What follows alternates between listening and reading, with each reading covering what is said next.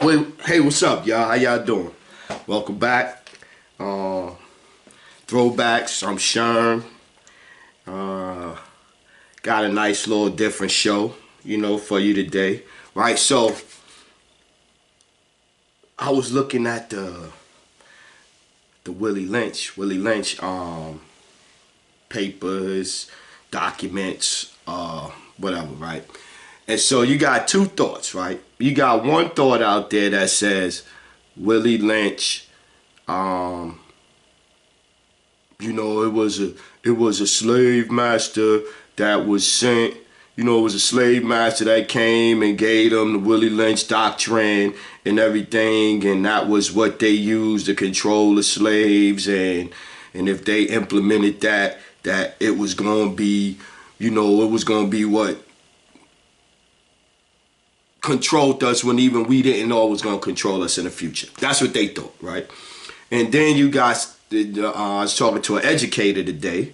Shout out to my man Mark, and he was like, "Well, yo, honestly, Willie Lynch was wrote by actual slave. It was wrote by a slave, and it was actually written by,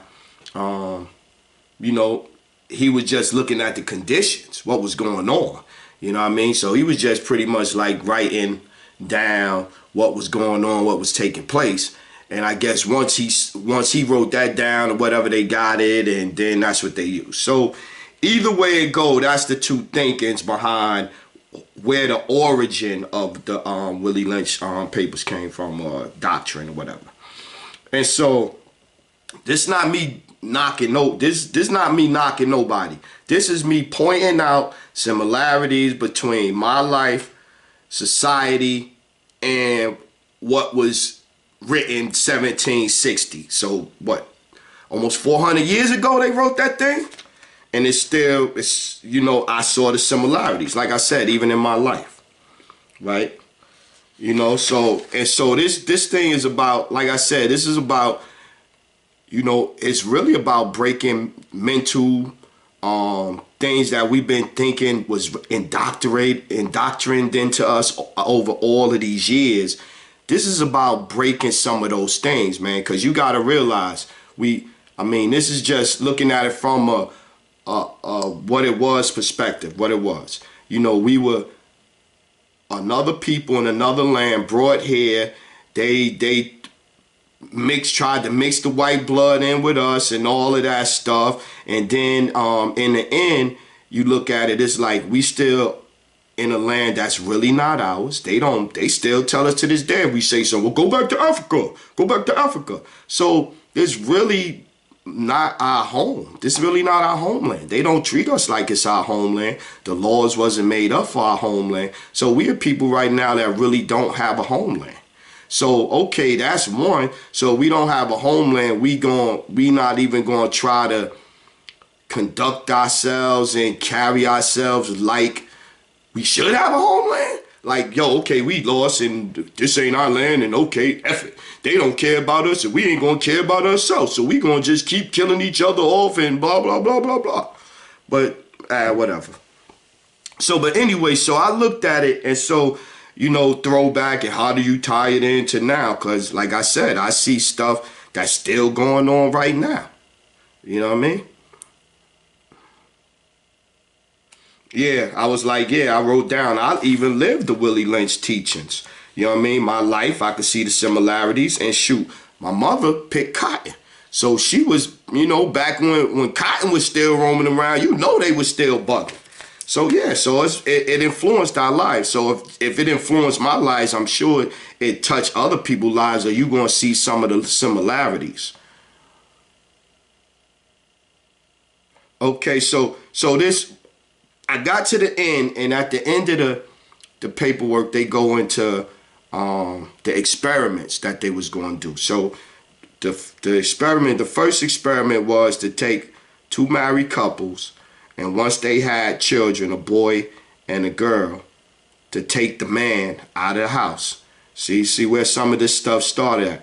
They take the man out of the house and then watch the two single women raise the children. Now, the mother would raise her child to be independent and strong, because that's what she had to be. Now the mother of the son raised her son to be strong, but to be weak, to not to speak out and not to say nothing because she was fearing losing her child, right? And so they said, wow. So now they watched that, and so they was gonna make this a continual thing because they saw the effects of it. So after that one, then they said, well, that was one, and then they was, let's play light skin black against the dark skin black. So they started pointing out, they said, well, if you point out as many differences as possible between them and make them fight between each other, then we'll be able to stay on. Because the whole thing is, you got to look at, the whole thing was, you know, if you was the top dogs here and you brought somebody over to be your slave and all that, you can't tell me that there's nobody in this country that want the slaves to take over, or the descendants of the slaves to take over. It's still some people around here that's like, hell no, it's not gonna happen. And you gotta understand that. So when you look at the NCAA, the banking system, the education system, all of these big systems, then you go NBA and NFL and all of these joints, at the top it'd be white. It'd be white. And so when they set up all of these rules and all the institutions, when they set them up under the mentality of that time of slavery and 3/5 law and all of that. I'm gonna get into 3/5 later. But so you got all of these mentalities when they set these places up. So then that's why that's why certain things you just not gonna change. Right? Like it's obvious that they should be playing the basketball players in the sport, the college players, they should be paying them. These guys out there getting hurt, they making money for all of them, but because it was set up the way it was set up, they just can't go against it, because it's set up similar to a plantation system. And they even got plantation all around, Plantation Road, Plantation Square. Yes, it's by design, y'all. It's by design, right? So, but anyway, so then they figured, okay, we're gonna play light skinned black against the dark skinned black, the old black male against the young black male. That's still what it is right now. Young guys be like, yo, fuck them old niggas, man. They don't listen to us, and I ain't listening to that. So that's still one that's going on. Then they was gonna play. Who else they was gonna play? It was the old against the young. Then it was turn the woman. That was the main thing. Get the woman, separate the woman, go after the woman, because if we go after the woman and we break her, then she'll break the child. If we put the fear of God in her and we make her, and then she gonna put it in the child, and then the child, what they wanted to be in the end was have strong male children that was weak mentally, that would be productive in the workforce. That's all they want. They just want male bodies to go in the workforce, do what they say do, so they could keep their society going. This is their society, y'all. This is not our society. This is not nothing that we set up, because you know it. If this was, United States was a black country, a lot of stuff in here be different. That's just facts. Just like if it was run by Puerto Ricans or Dominicans and they was like the president and Congress and all that, it would be different. White people, they a little bit more vicious. So this is what we got. And we trying to clean it up and make sense out of it, and it ain't. It's no making sense out of it. Right? They wanted to take the love out of the relationships, turn us against each other. Okay. Yeah, I gotta find the stuff that I actually wrote down about it. Equal pay for women. I'm gonna go back to that one. So yeah, so when I saw that it was similar to my life was, I was like, I looked at, you know, my mother, how my mother would talk to me and stuff like that, and some of the things she would do. She had a fear for me going out in the street and police killing me and this like that, or whatever the case may be. Then she had a fear the streets actually, you know what I mean? And which she had to. But, you know, that put that little bit of, you know, the fear. They put that stuff in you. So I'm saying it's like they indoctrinated us. They indoctrinated us. Then you go, okay, then you go, in my adult life, it was where the Willie Lynch syndrome was. Me and my ex-wife, or me and the baby mothers, once we wasn't together no more and everything, so now they back in the same shoes as my mama. You know what I mean? So it was, and we still fighting. We still fighting. Like, and then going back to the the equal pay thing, right? Let's see. This is how they do it. And this is how they do it. So let's go 60s. 60s and everything. Let's start with the 60s. 60s, you know, black men and women wasn't getting paid nowhere near what white women and white men was getting paid, right? 60s. 70s, pretty much the same thing. Still right now, it's still the same thing. I have never had a job where I was making more than a white man or a white woman. Even recently, I have been working for people, working as a manager, and this guy's under me that's white making $2 or $3 less than me. That's the first thing, right? So stay with me, stay with me. So now come when the white women first got into corporate America. White men was dominated. When white women got into corporate America, they always from day one been complaining. Complaining about their treatment, complaining about sexual harassment, complaining about their pay, complaining about everything about white men. Because white men, that's how they do. They don't care. But anyway, so they been always complaining. They was always complaining. So now, when the lesbian women, white women, came along, and you know, your Rosie O'Donnells, that kind of wave came along, and they pushed hard. They started pushing hard because they wasn't playing. They, like, some of them really hated white men, right? So casting couch and all that. So they had good reason. So now, the black lesbian woman finally hooked up with the white lesbian woman. That's where it started to go south at. The white lesbian dragged the black lesbian woman into that equal pay thing first, right? Because they was sticking together first, because that's their peoples. Then the lesbian black woman pulled the black women in, professional black women, all of the black women's, and now they got this equal rights for women pay thing going on. And they started saying it so much to where they actually make it seem like black men is getting paid more too. Like, it's white men getting paid, then black men, then white women, then black women. That is not what's going on, y'all. And that's what they trying to spin it as, and that's how they portraying it as, like, we getting paid. So yeah, sisters, y'all do y'all thing. And y'all go ahead and get equal pay with the women and all that shit. That's still, like I was saying, that's still gonna have black men up under you and the white women. Cause we ain't never been getting paid equal to them.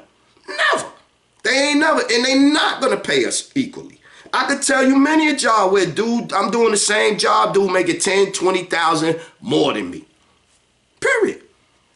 And that's why I say, go back to the Willie Lynch. That's another prime example right there of how they separate and split us and have us fighting each other. Because if y'all do get that bread and they start paying white women and black women the same as white men, how I supposed to feel? Or how a black man supposed to feel about that, sister? I'm just saying that, yo, do y'all, but I'm just saying, y'all gotta look at the fallout from some of this shit. Y'all be doing some of the stuff y'all be doing, y'all ain't looking at the fallout. The fallout is, it's like y'all riding with them now.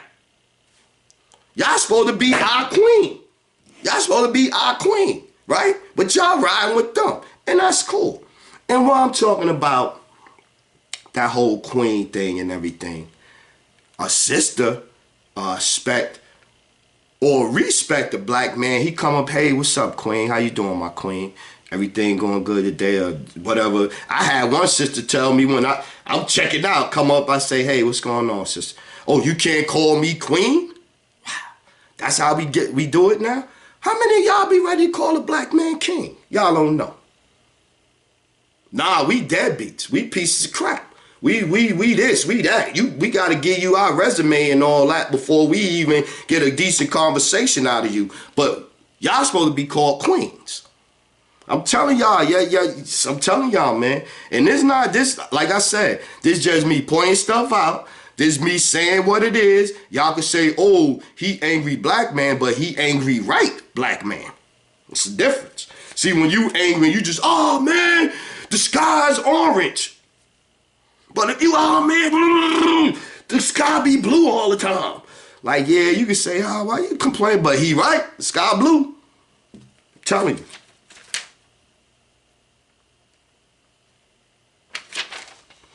Here go one. This was funny.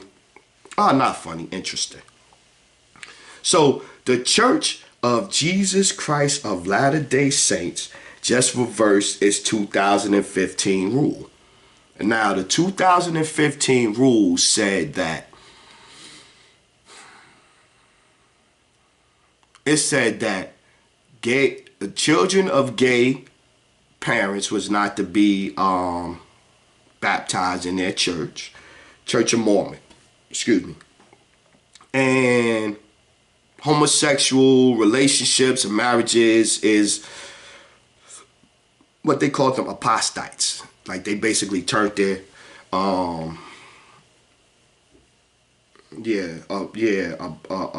apostates or something like that, where you turn your back on the church, right? This was in 2015, they said that, right? And so, yeah, apostasy. Yeah, that's what they said it was, apostasy. And so now they just changed it where now, you know, he said, the leader of the church said that he got a vision, or it just came to him that this was wrong, that it should be changed or something like that. I forget how he worded it. Which, like I said, everybody do their thing. I'm not saying discriminate against nobody. That's not what I'm saying. This is what I'm getting ready to say right here.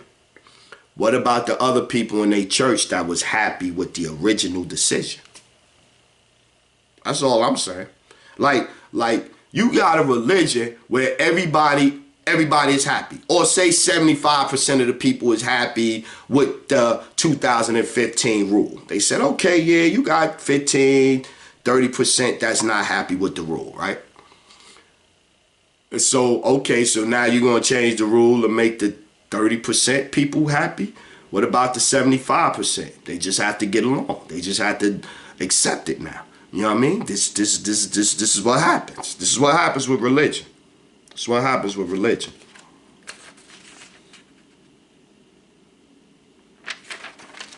Oh, here was another thing that happened. This is right now. They doing this right now. The used car dealers crafted what was known as the model legislation. Now, the model legislation was basically they could sell a used car to you, don't verbally tell you that it got a recall or it might be something, a manufacturer defect wrong with your car, as long as they, in the stack of papers work that they give you to sign, they slide it in there somewhere. So they don't have to tell you like, yo, Mr. So-and-so, Mrs. So-and-so, here go the thing right here. They could just put it in here. And if you miss it, you miss it. If you catch it, you catch it. So that's what they doing now, right? And so they wrote up this law to do that, the auto. And then so what they did was, and see now, remember I'll be telling about the lobbyists and all that. So they got 600 lobbyists, used car dealers. 600 lobbyists in 42 states. So, now once they got together and they drafted up this bill, they called all their buddies on the phone and said, yo, check this out. This is what we got. We need you to get on to our congressmen and all that and need y'all to push this. This is what we need to happen, right? So, and they started doing it. And so now, it's already in 11 states that they got this bill passed, this legislation passed. So you see they might be giving out a not licensed newer cars and shit quicker. Check them. Be careful, because because they got this new thing out there. And so I wrote down the states that they in. Yeah, 600 lobbyists, 43 states. They got the measure in the last 5 years. They got this bill or similar bills passed in California, Illinois, Maryland, Massachusetts. Massachusetts. Missouri, New Jersey, and New York have it under consideration right now. And so, like I said, the government is controlled by the lobbyists. Word. We need lobbyists. We need some lobbyists. The Israelis got lobbyists. This one got lobbyists. That one got lobbyists and everything. Oh, this one I ain't even write down. This one popped in my head. They finally somebody got a death threat against the sister girl, Ayan Omar. And the dude called up there, DC. Oh, you working with that person there? I'm a killer. And then had the nerve to give his address and everything, his name and address and everything, who he was. Yeah, they just went and scooped him up the other day.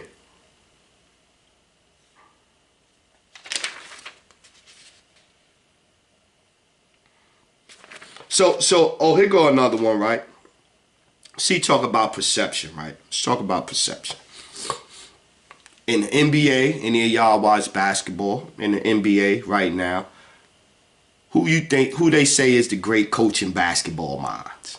You got Greg Popovich. You got Brad Stevenson out there. You got Bullhosen they talk about in Milwaukee after they fired Jason Kidd. Yeah, Bullhosen. Then you got the guy up there in Toronto after they fired the brother last year that won Coach of the Year in Toronto. They fired him last year, but the guy they replaced him with, they say he a great coaching mind, right? See? Now, swoop.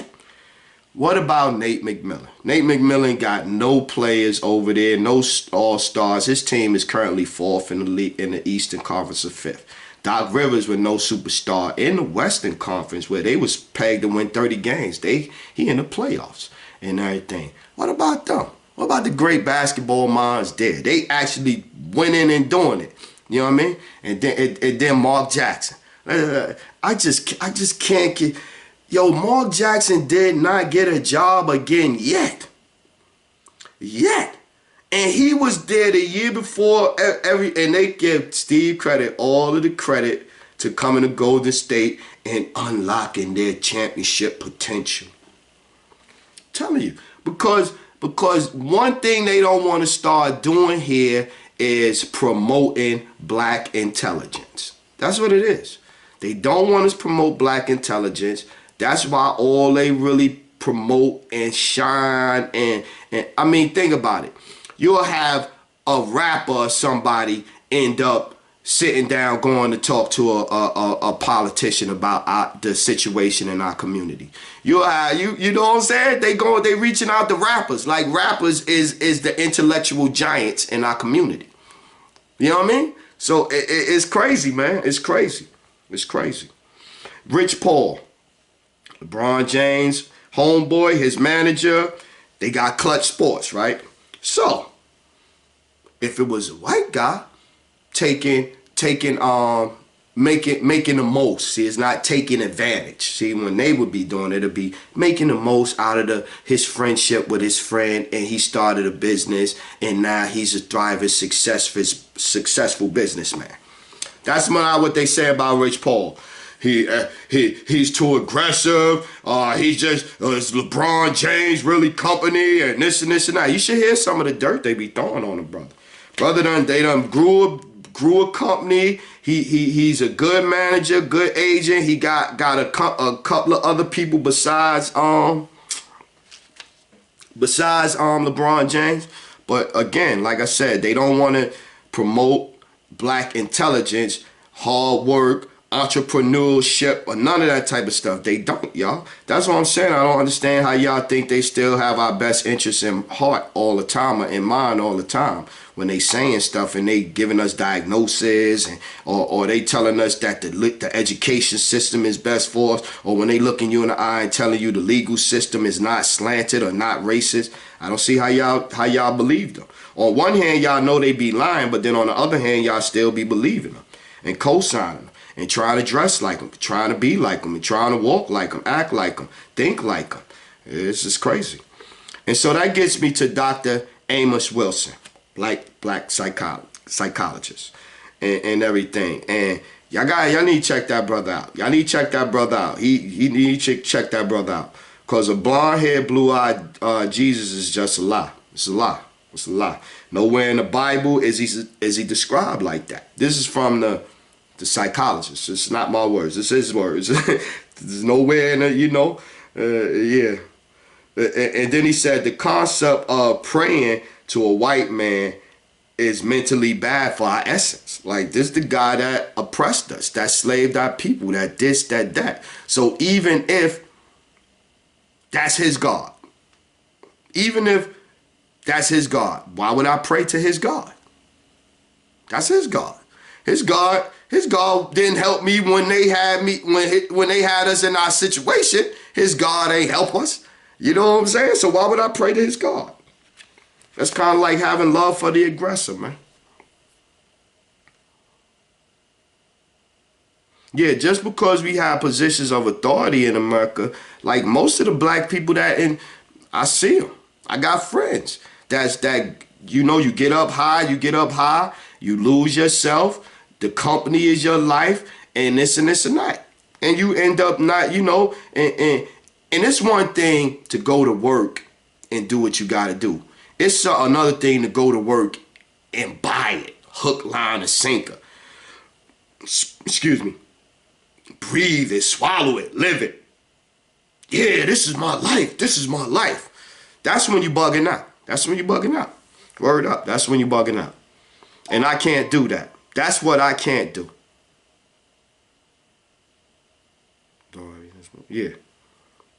And we still under their control because it's no Afrocentric culture here. It's no culture that we set up for us. Word. Assimilation. That's what it was all about. Assimilation. Assimilation, the process of taking and fully understanding information or ideas. And then that was the definition. And this is the assimilation of the knowledge of the Greeks. Yeah, assimilation of the knowledge of the Greeks. That's what they want us. Cultural assimilation is the process in which a minority group culturally comes to resemble those of the dominant group. Cultural assimilation. Look it up. And that's where we are right now. And so, and at that point, man, yeah, the cultural assimilation may involve a quick or gradual change. Yeah, we not even us no more. We not even us no more. We not even us no more. We not even us no more.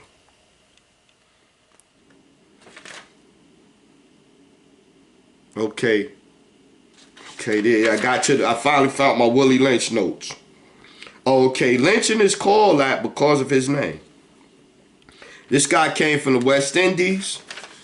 Now, I don't know if it was a slave. And it don't matter. If it was a slave or a slave master, it really don't matter who wrote it. You know what I'm saying? It really don't. To me, in my opinion, really don't. He said, he said, in my bag here. That's one of the terms in the Willie Lynch letter. In my bag here. See how mentally we is, man? In my bag here. I said, wow, he said in my bag here? And we be saying that. I told y'all, man. I have outlined a number of the differences. Oh yeah, he was talking about the, use this to fear and trust. Use for fear, distrust, envy, all that. Yeah, age. Because it starts with an A for Anglo-Saxon. You know what I mean? So yeah. color, shape, turn out of, you know, women right now. Oh my, this ain't that, and oh, her stomach and her butt and her boobies and her this and her that. The intelligence, you know what I'm saying? And that's when school come into it. So I remember going to school and coming home. No, ma, that ain't what the teacher told me, ma. And this and that, ma. And then that, ma. Yeah, that's what happens. Hair tight. Oh, she look at her peasy hair. Look at her old peasy hair. She need to do a perm. She need to get her a perm. That's what we do. This is what we do. Yeah, and it says if you indoctrinate them, it will go on for generations. It becomes self-refueling, self-generating for hundreds of years. And it is. Females against males. And then they said they wanted to make us distrust each other and then replace the distrust for each other with trust for them. So they'll fix it. Stuff ain't right. Baby daddy ain't right. I'm going to go down to food stamps. Baby daddy ain't acting right. I'm going to go to court system, this and that. Yeah. Let's make a slave. They studied us. Yeah, so when they were studying us and they was using the same principle, they would use to break a horse. And that's what they was using. Economics, pressure, special attention paid to the woman and her offspring. The youngest. Keep the body, take the mind. Yep. These is all stuff that was in that letter. So some of the things we say, phrases.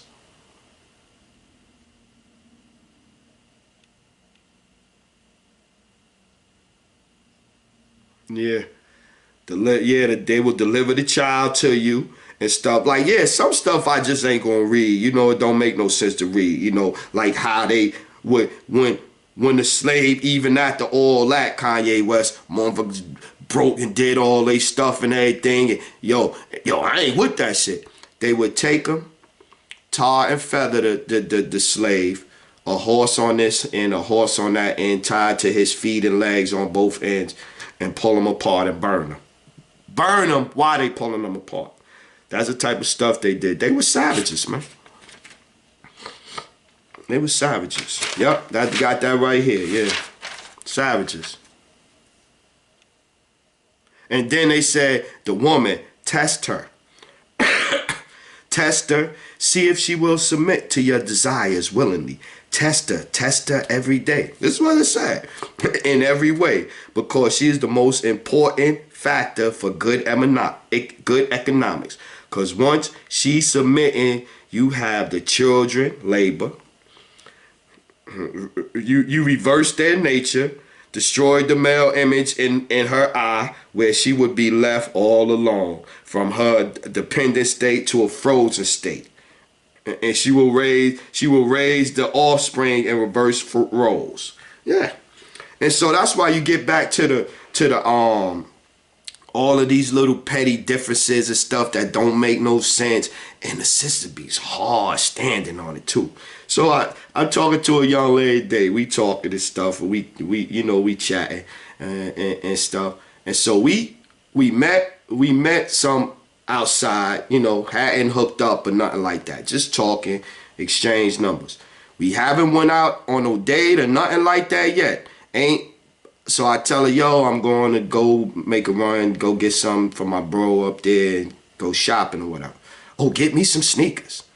Well, yo, you know what I mean? I ain't getting you no sneakers. I try to play it off. Well, yo, you buy a chick some sneakers. This or, she run out on you.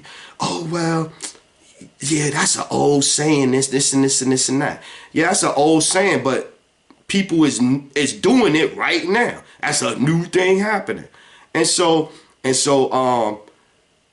my point to bring that up is you won't want to get up with me to talk and get to know me and none of that, but you'll fly to get up with me for materialistic stuff. You know what I mean? That's what I'm saying. Like, yo, we like little white people. For real. We little white people. We little white. A lot of the stuff we do nowadays, we used to laugh at them, joke at them, clown them for doing, and all that stuff. Now we doing it wholeheartedly. They used to rape the sisters back in slavery and taking out the sisters willingly, telling them, yo, we won't fuck with y'all because y'all better than the brothers. A lot of y'all. It's like, you know what I'm saying? It's, oh, you know, back when it was only Flip Wilson on TV dressing like a woman, which I hated, and said Geraldine thing. But now we got plenty of men doing it. And it's your choice. And I'm saying you do what you want to. I'm just saying, look at the end results.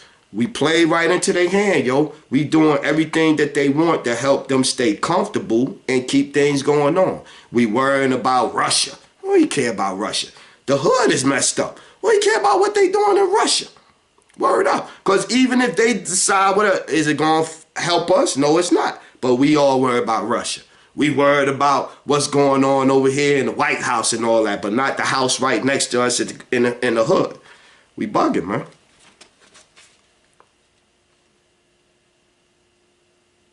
Yeah, and so that's why I'm like, yo, and I see it. The young men that's in the workforce right now, in the 20s and all that, before I left, black men, yo, the motivation, the drive, the dreaming, that's like what teachers try to do to you. Go, no, little Malcolm, you don't want to be a lawyer. Like they put that over the whole generation, and a lot of y'all feeding into that, man.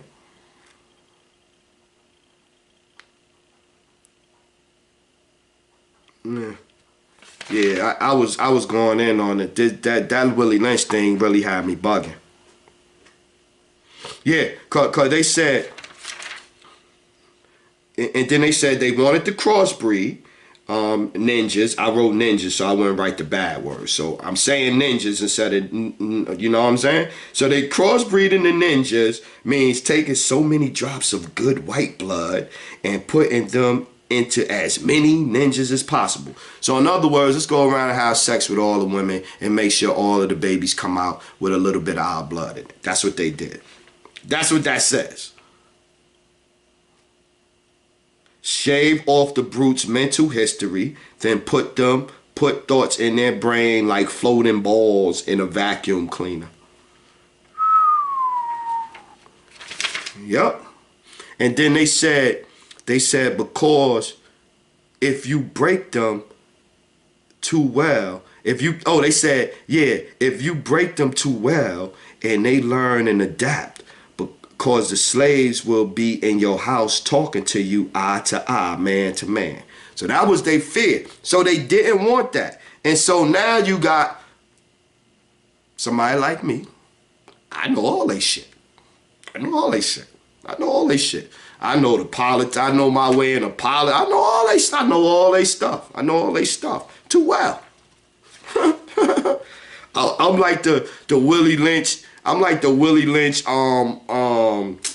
What's that? When you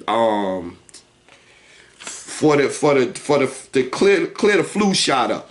I'm the antibiotics. There you go. I'm the antibiotics for that bull ass. So let's look at the Boeing 737 Max B thing again. So you had the CEO, Dennis Mulline, M-U-R-L-L-E-N-E, I don't know. He said, he come out and he said, we own it. That's what he said. I'm sorry about the loss of lives. You know, we made some mistakes, but we own it and we know how to do it. And I'm like, what do you mean? I'm like, the original thing came out, y'all was selling them cheaper planes because they didn't have enough money. That was the first thing. Second thing was, it was pilot error. Third thing was, yo, take this hush money, shut up. Fourth thing is, they came out with an update that don't even actually work yet. Then, but going backwards though, but before you get to those three, when the other plane crashed, they came out with some adjustments for after the first plane crashed. But they only sent out, instructions on how to deal with it. They didn't actually have it where you could go in a flight simulator and deal with it, and then you will see what you had to deal with. They didn't even have that. So they just sent out paperwork. This is what happened to the flight. We think if you do these things right here, you'll be okay, right? So that's what happened. So now, my thing is, yeah, now they come out with this trust us. But that's Willie Lynch. But my thing is somebody gonna go to jail? That's it. You gotta, and I was reading more into it where Boeing was trying to undercut another company, because it's only two companies that make planes. So they gotta do what they call it, a duopoly. A duopoly instead of a monopoly. They got a duopoly. So you got two American companies, or two companies that's making all the planes all around the world. So Boeing, another company, was coming out with an AEO something. So Boeing cut corners with the 737 and all that and pushed it out faster to cut them out the game. And that's what happened. And so my thing is, when you do things like that and it costs people their lives, you know, somebody got to go to jail. And you know, they spin. This is what they doing now. They spinning it. They spinning it. And they spinning it long enough to where all they want in the end is the guy pay some money and maybe a fine or two, get a little slap on the wrist from the FAA or something, say they got to do this or do that, or we coming to inspect and this and this and that. And that's it. White men co-sign other white men when they do terrible things. And we, like I said, bottom line is it's all about the money with them. I got another one. You don't have to love or like or even know that black man to have respect for him. Like, for instance, right? Go back to my internet wife. Go back to the internet wife, right? So, when we get married, right? This is facts. I was 10, 12. I think I was 12 years older than whatever. So I was 12 years older than her, right? So I'm an assistant manager at the time. Yeah, HT had their foot on my neck. See how I'm saying? And I'm going to tie it in. See, HT had their foot on my neck because I should have been promoted to a manager. Long should have been promoted to a manager. But I'm an assistant manager, and you know, I'm doing my thing and everything, college degree and all that. I'm in North Carolina, she in Maryland. She got no college degree. She was a manager. She was a manager at a dance club with some dancers and shit back in Florida. Whatever. But that's her managerial experience. I got several managerial jobs or whatever, right? So we get together and shit. The first time I go to see her moms and meet her moms in Maryland, I get there and I'm like, yo, I tell her something about, we talking and I'm talking about women and how, you know, I could ignore women when I get in a relationship. It's not that serious.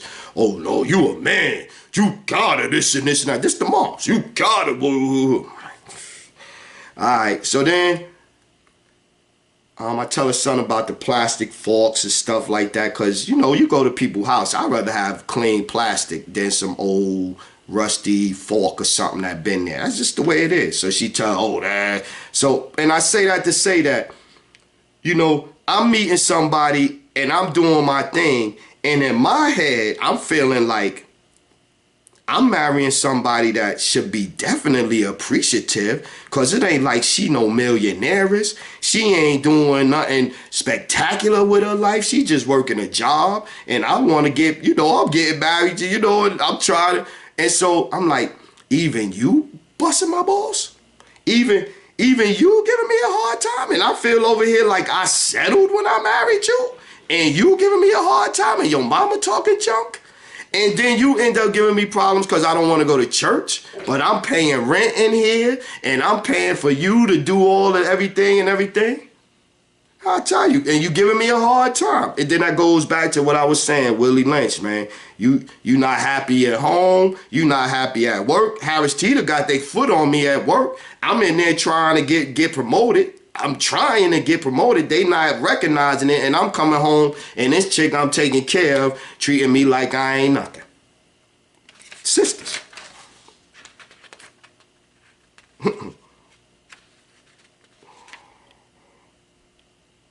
Yeah. So now I be going outside now, and I just go outside, just like I just go out to test now. I'm just go out, speak to everybody, speak to everybody just to see, man. I'm trying to change it. This show gonna beat people up a little bit. It is what it is. I get it. Look, now I give the orange devil his due. Donald Trump. Yeah, the orange devil his due. His trade war with China is making people rethink, depending on Chinese goods so much. So in other words, you know, because China exporting too much. So I mean, you know, you gotta look at things emotionally. Yeah, I hate him, but sometimes he do some stuff that you know, cause like I said, I mean, yeah, he hurting us, but he hurting some of them too, and they always been hurting us. And just like Trump want to keep American dollars here, cause you know the trade so with the trade embargo, China be sending so much stuff here, we got to send so much money back to them because we not giving them no goods. So we stop taking as much goods from them, then a little bit more US dollars stay here. So just like he trying to do that, we got to start keeping our black dollars with us, man. We got to start keeping our black dollars with us, man. And it be hard because trust me, I know I be working with my HVAC company, my God, yo, it be hard working with black people. But you still gotta do what you gotta do. Yeah, we need to start circulating our money in our community, man. Word, I had working papers at 14, Willie Lynch. Marriage affected my marriage life, yeah. All of the things that we still do it to each other.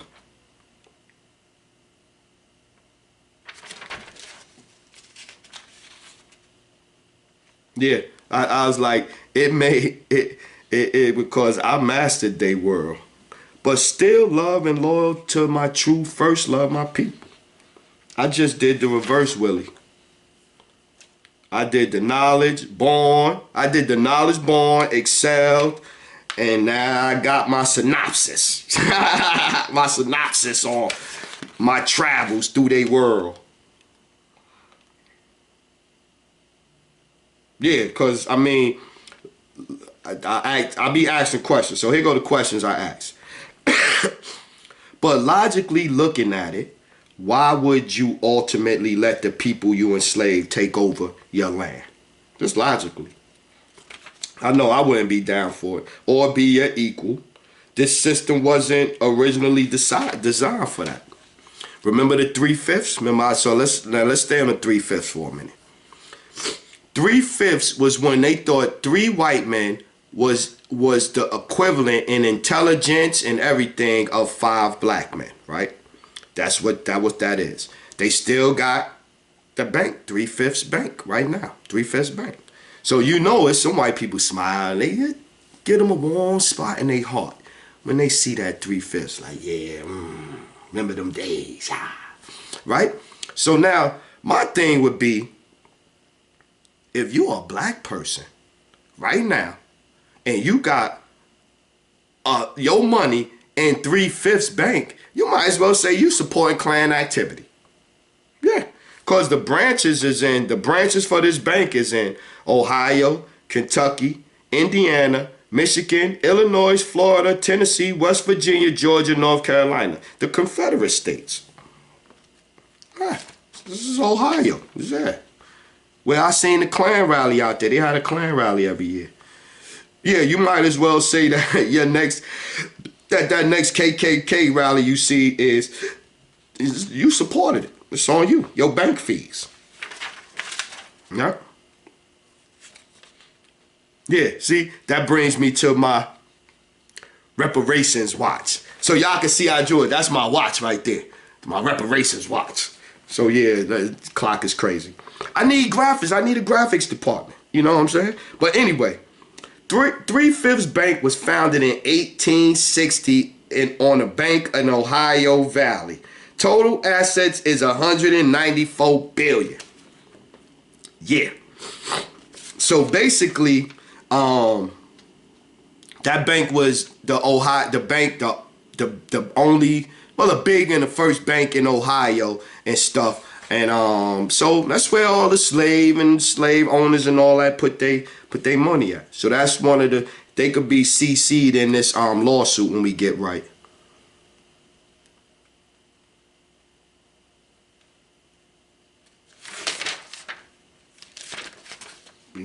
More.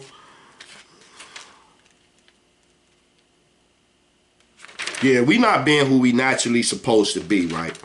And so so I was talking to my son the other day, and I was talking about Native American, you know, because when the slaves first got here, there were black Indians here first, period. Even in New York, there were black Indians in New York. When they got there, it was already Africans there. Africans actually helped them talk to the natives and stuff. So yeah, the Africans was the ones that introduced the natives, and they probably wish they did. Why you introduce us to them so and so? But anyway, right? So you have black Native Americans here already.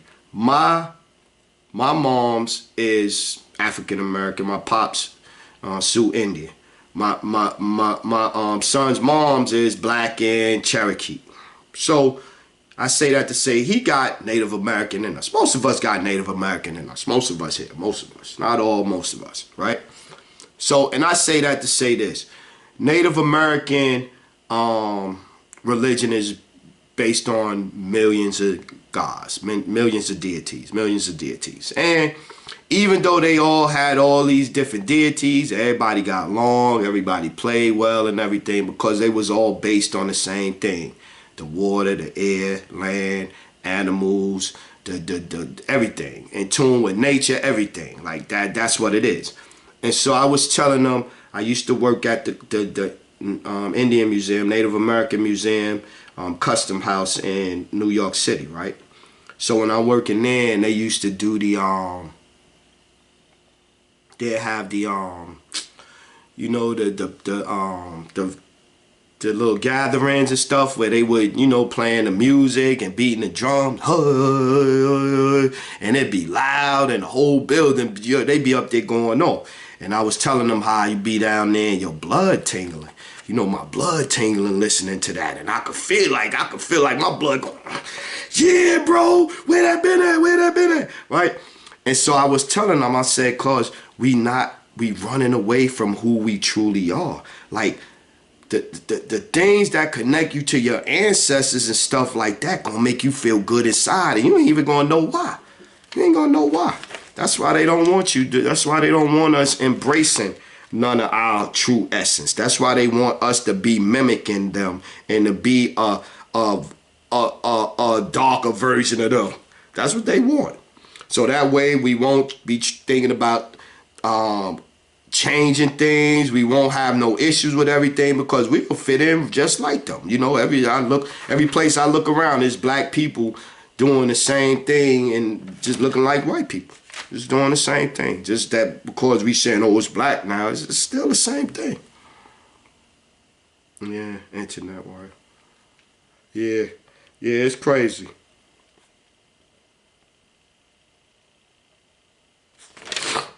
Yeah, I'm like, I'm like, and I was telling my son, I'm like, you know, even in that position, man, in that situation, I'm sitting here going, I know I'm a good man. You can't tell me I'm a good man. And I'm working. And then now she got married again. And we cool. It's cool. I don't care. We cool. And I see the guy she married to now. And I'm like, yeah, I understand now. You want a weak man. So, you know, she talked to me and she telling me about some of the things that going on and all that. Because like I said, I don't care, you know, especially when I ain't do nothing wrong. What I'm in my feelings for. I was good. I know I'm a good dude. So she crying, whining about how he ain't doing this and he ain't doing that, and how he, and I'm like, I remember when I had a way better job than that. You was talking shit about me. So yeah, you get what you get. That's what you want though. But she happy though. That's all that matters, right?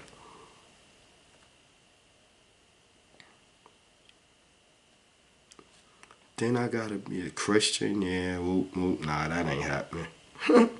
Yeah, and so like, yeah, so that's the thing. Like, black women, y'all want all this respect, but y'all not giving it up like that. You know what I mean? Like y'all just get passes for everything, and we don't get nothing.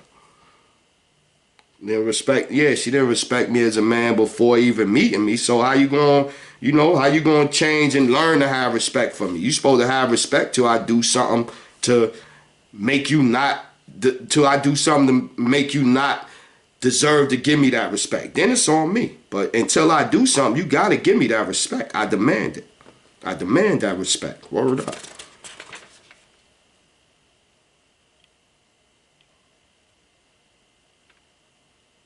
Yeah, and if we gonna live here in this society, I mean, we don't have to do it their way. We can still live here and don't do it their way. That's all I'm saying. It's like, not only we living here, it's like we beating each other up to do it their way.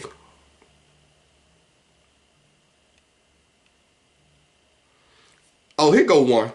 Y'all gonna really think I'm bugging for this one, right? So check it out, right? If you go to the Bible and you look at the description of how they describe Jesus, right? And if you go, I even actually posted it on my wall. If y'all go and look up a picture of what Jesus should look like, aka a black Jesus, he looked like Nipsey Hussle. I was bugging when I said this, and I was even telling my mom, I told a couple other people. I was like, check it out, right? I could make a religion off Nipsey. And not even really a religion. Let's call it a way of life, because religion is a bad word. Let's call it a way of life. And I'm going to show you how I mean, right? So, you got Farrakhan to say he the Messiah, right? Farrakhan saying the Messiah. He went there to speak after the brother or apostle. Let's call him an apostle. Apostle Nipsey got shot, got killed out there, right? Nipsey got killed in the streets. He died in the streets for the sins of his gangbanger brothers, right? And so now he gonna be resurrected, not in the spiritual, in a physical sense, but he gonna be resurrected in all his murals that's gonna be painted around the country, right? In black communities, right? And these murals, when they paint a headshot mural, what does the mural gonna look like? It's gonna look like Jesus. Now, right? So now, I ain't saying pray to Nipsey. That's not what Sherm over here saying do. But I will tell you this though, right? I always pour out, I open a bottle of something new for the first time. I pour out for my brother Mike, my sister Terry, my man Black, my best friend Clarence that was killed when I was in the first grade, Dawn, and a couple others. But that's my five right there. They're my five. Remember, that's my five. I added Nipsey to that five. And so today I went to the ABC store, liquor store in North Carolina. I went to the ABC store and I got a nice bottle, and I went out there and I had a shot with my peoples. My peoples. So no, I don't pray to my sister. I don't pray to Mike. I ain't gonna pray to Nipsey. But I'm gonna be out there talking to them, and I'm gonna be telling them what's going on and this and this and that. And yeah, I'm gonna pour a shout out for my peoples. Word up. For real. I know I'm bugging, right? But I'm here to tell you this though. I'd rather y'all look to Nipsey for inspiration and what he was doing with his life than white Jesus. That's a fact right there. And he might finally be the right image that we need. Word up. Remember him. Use his energy. Use his energy as a positive energy. And you know what I'm saying? Take that pain and use it for change. Word up. Let it inspire us. Word. I like, yeah, his face is long, but like oval shape. Yeah, that's Jesus. Bronze feet. Word. He even got the beard like Jesus. Jesus had the beard and stuff. Put his head down on the side. That's Black Jesus. That's Nipsey.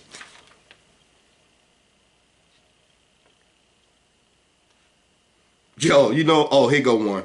So, like I be saying, I don't know, I don't know what I'm doing. But look, I was supposed to be writing my army book, and I was trying to find somebody to, and I'm like, yo, I need to find me somebody, and this and this and that, and whoop-de-whoop-whoop to write my book, because I don't want to be writing, right? Yo, look at all this writing I did. I got more books back here. Let me get these two. This is what I did in like 6 weeks. And I got another one right here. I'm reading out another one. So yeah, so I say that to say, yo, I don't know where this coming from, man. I don't know where it's coming from. I don't know where it's coming from. Word.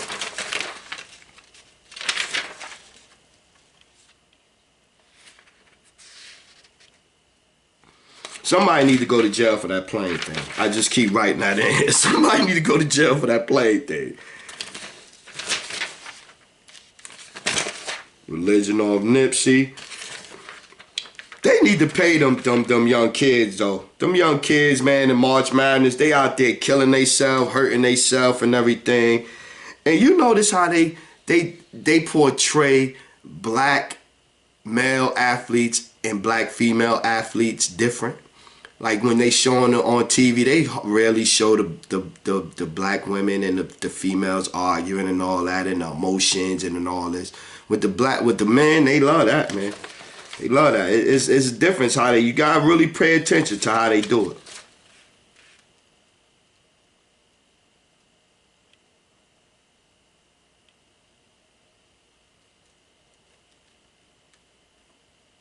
Okay, I got one.